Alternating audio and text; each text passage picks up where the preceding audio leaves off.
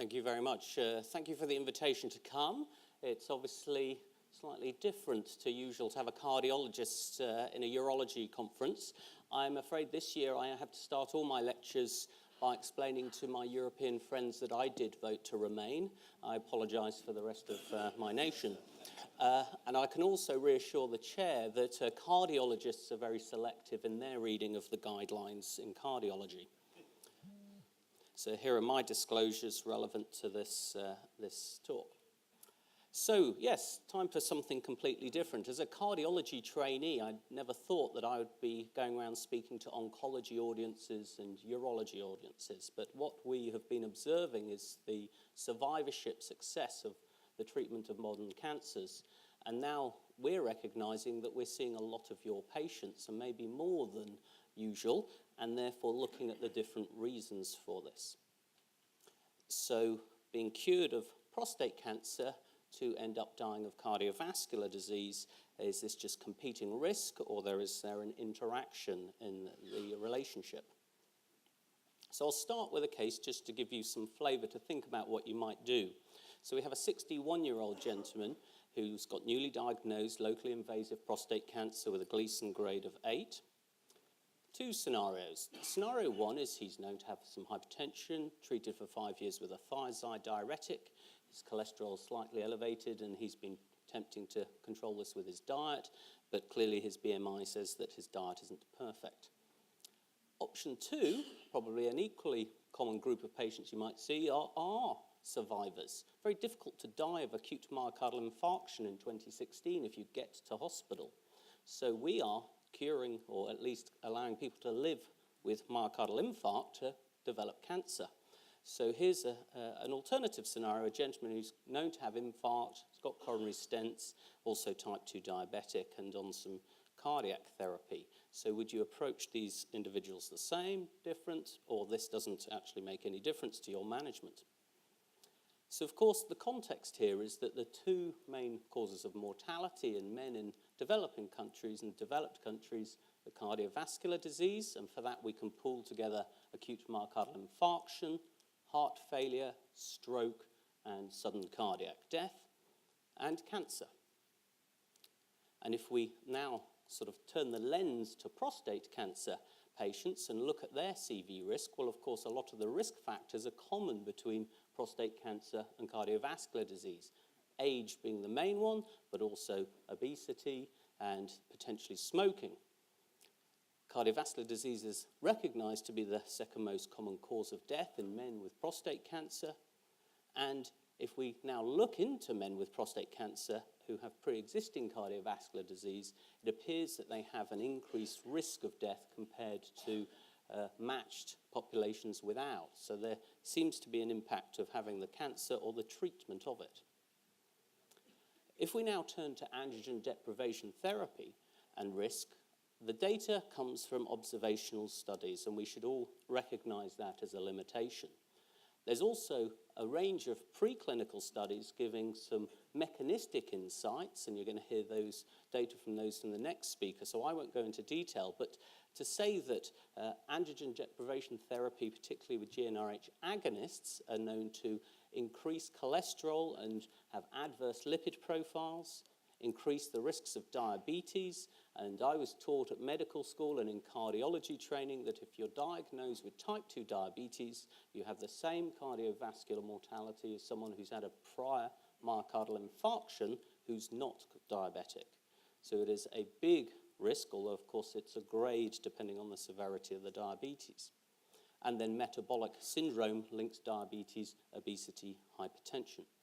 So at the moment we have level of evidence B and C for the data linking the ADT therapy to cardiovascular risk, and we are missing prospective randomized controlled trial data. Just a quick reminder of what a cardiologist thinks of as coronary artery disease. So you have cholesterol deposition, which may or may not be calcified, leading to the formation of a plaque, which may or may not stenose the vessel, and once it gets tight, that leads to stable angina. But the key of whether it's going to kill you or not depends on the thickness of the fibrous plaque and this layer here called the cap. And if you have a thick cap, it will protect the cholesterol core from your bloodstream. And it may cause angina, but it's unlikely to rupture and kill you. Whereas if you have inflammation driven by smoking, diabetes, inactivity, or other mechanisms, then the inflammation through lymphocytes and macrophages activated by the cholesterol in the fatty plaque then erodes the cap, and the breaking point comes when that cap finally ruptures, exposing the cholesterol core to your bloodstream, and then you have a thrombus and an acute myocardial infarction. So this is why we talk about stable coronary disease and stable plaques versus the vulnerable plaque at risk of rupture. And this is helpful if you think about your prostate cancer patients. Because if I think about what happens when they start on a GnRH agonist, I'm thinking, does this patient have vulnerable plaques already? And they're sort of waiting for the final hit to trigger them to rupture.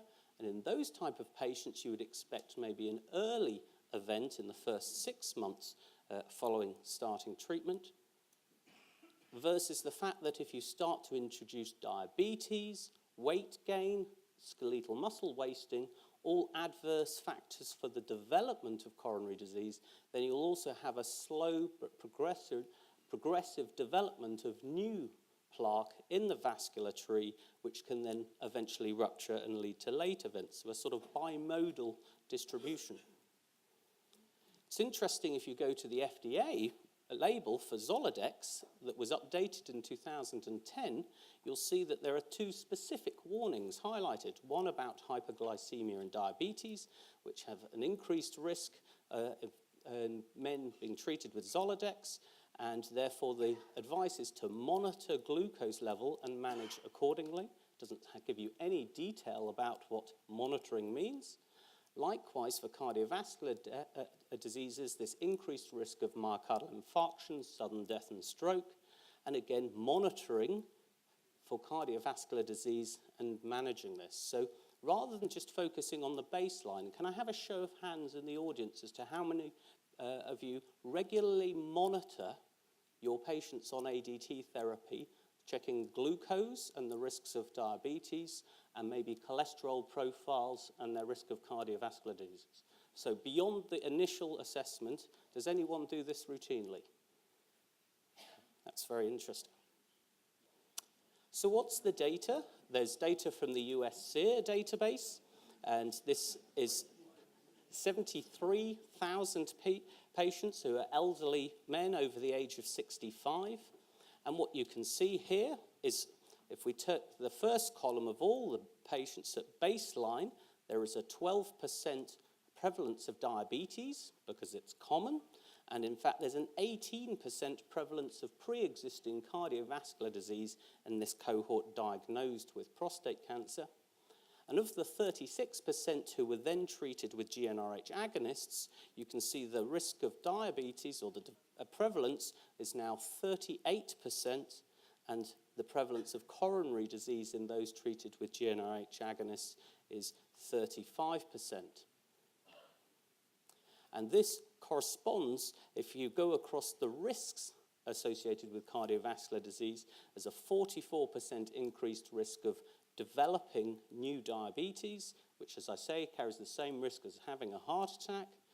The incidence of coronary artery disease presenting clinically is 16%, of acute myocardial infarction 11%, and another worry is the sudden death risk, which is probably driven by acute coronary syndromes, of 16%. If we then look at another cohort with even larger numbers, 140,000 patients, we can see that, of course, as we all recognize, they're an elderly population with a mean age of 73 years. And there's a comparison between the patients who had androgen deprivation therapy and those that didn't, and after propensity score matching, a sort of retrospective analysis can compare these two cohorts in almost 30,000 in each arm of the subgroup. And what the summary of this study is at a 10-year follow-up, you are all doing an excellent job of preventing these men dying of prostate cancer, so that their prostate cancer mortality was only 4.4%, but conversely, there was a 20+% mortality in the next 10 years from non-prostate cancer causes, and of course that's really cardiovascular disease as the main driver. And if you look in this study at the 10-year risks associated with coronary artery disease, myocardial infarction or sudden death, then there are absolute risk increases, which in some cases you could consider modest, but overall, of course, it depends on the different competing risks in the individual. If we turn now to the GnRH antagonists, is there any data? Well, that's been alluded to by the previous speaker, and this paper has done a meta-analysis of the 6 randomized controlled trials comparing head-to-head the GnRH agonists and Degalarix as the antagonist. So this was a population of over 2,300 men with prostate cancer, and the overall finding was there was a 40% relative risk reduction of a cardiovascular event or death in the patients treated with Degalarix compared to the GnRH agonists. This would correlate as well with some preclinical data, which in mouse models, again, suggests that whilst agonists introduce an adverse phenotype from a cardiovascular perspective, the animals treated with Degalarix didn't have that phenotype of weight gain, hyperglycemia, and elevated LDL. What's interesting from this study, and may, I think, have relevance to how we manage patients in our services, is that if you compared patients with a low risk without pre-existing cardiovascular disease, then there wasn't a significant difference, although we're now going into smaller subgroups. Whereas in the higher risk patients who had pre-existing coronary artery or cardiovascular disease when diagnosed with their prostate cancer, this is where you had the absolute benefit and the greatest gains, with a 56% relative risk reduction of future cardiovascular events in the timelines of these trials.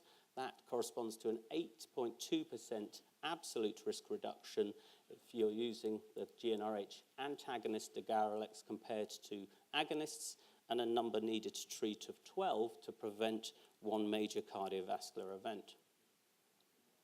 I said there was a lack of prospective randomized trials. Well, there is a trial being currently recruiting in North America, the PRONOUNCE trial, which will compare head-to-head Degalarix against leuprolide, and here the primary endpoint is a cardiovascular one, so we'll get some information, because in previous trials there's been no balancing, for example, of baseline statin therapy or other factors that might have a big impact on outcomes. So let's turn to real-world practice in 2016. What would a cardiologist suggest is a good strategy to be implemented within oncology and urology services? And clearly a baseline risk assessment, providing it's very easy to use and not going to take considerable time, is relevant. I think knowing about a prior cardiovascular event is critical because you're immediately in the highest risk group. And then in patients without a cardiovascular event, it's about standard risk stratification, which many people in the world would have from their primary care physician, evaluating age, diabetes, blood pressure, smoking status, cholesterol profile, and family history.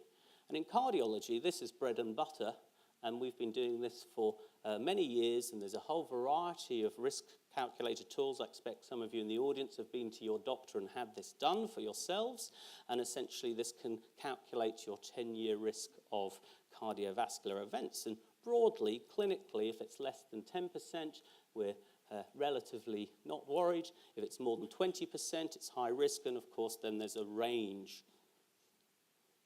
This is an example of a new risk calculator we now use in the United Kingdom called the JBS3 calculator, and it's available online so anyone can log in and use it.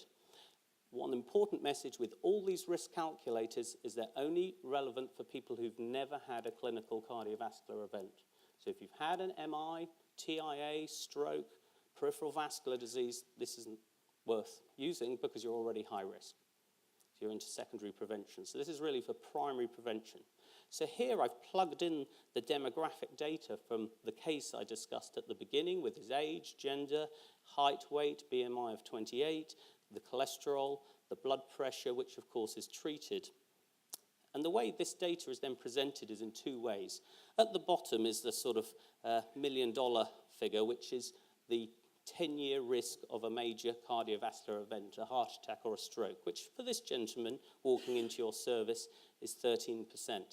And for my patients who want to know whether they should be starting on primary prevention therapy, we have an estimate of their age. Of course, this is statistics, and you have to explain that when you're counselling patients. So our patient for his prostate cancer was treated with Zoladex, and 6 months later he had his cardiovascular assessment repeated. Simple things: blood pressure, weight, of course his height hasn't changed, and so forth, cholesterol profile. And what we see is because he'd put on 5 kilograms in weight and his cholesterol had nudged up, he now has diabetes, which he didn't before. You can change the data in the different points and get a new calculation.